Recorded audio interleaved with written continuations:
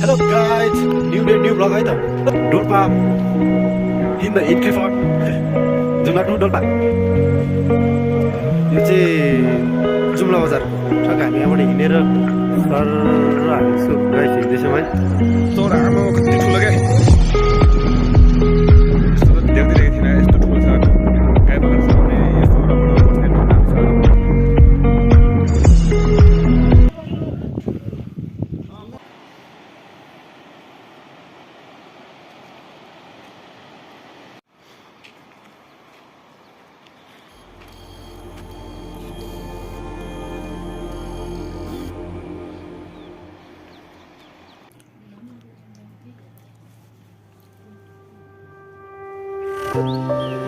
चौधरी अन्डा चाहिँ राम्रो प्यासेन्ट छ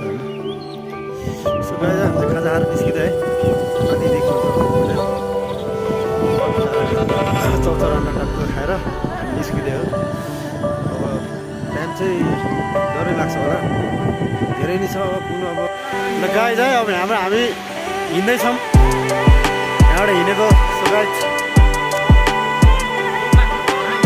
एकदमै लो लाग्दो झर्ना आयो गाइज है अझ बाँकी भिउजहरू बाँकी छ एकदमै लो लाग्छ गाइज म तपाईँहरूलाई सक्दो यो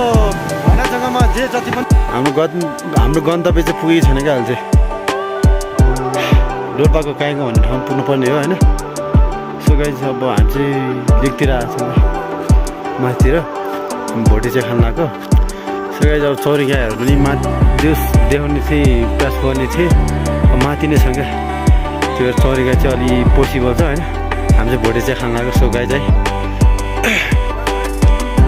ट्रेनमा आएको छौँ ट्रेन देख्नुभयो होला तपाईँहरूले होइन नयाँ गर्नु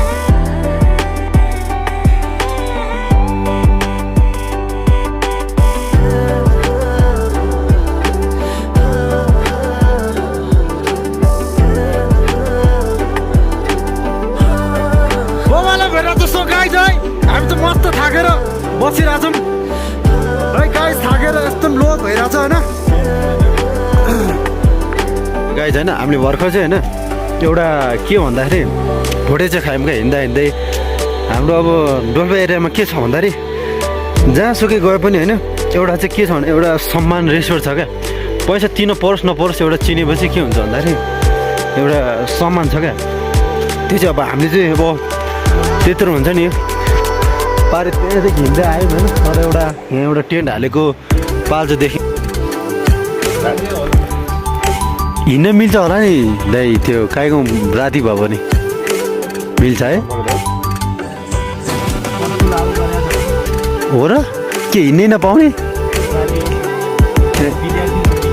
ए हो त्यही इमर्जेन्सी परेछ होइन दाइ त्यही भएर हिँड्नु पऱ्यो नि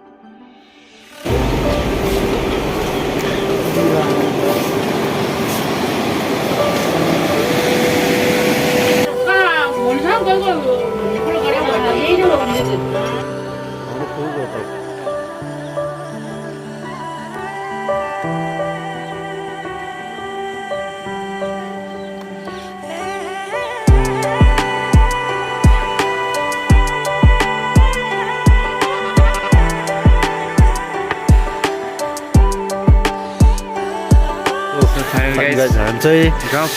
पुगिसक्यो हामी होइन यहाँ देख्नु सक्नुहुन्छ दामी छ हरियाली छ यहाँ जुम्ला टु काहीगाउँ पुगिहाल्यो जुम्ला टु डोल्पा हामी पुगिहाल्यो होइन सो गाइस अब हाम्रो त्यही हो अब भिडियोहरू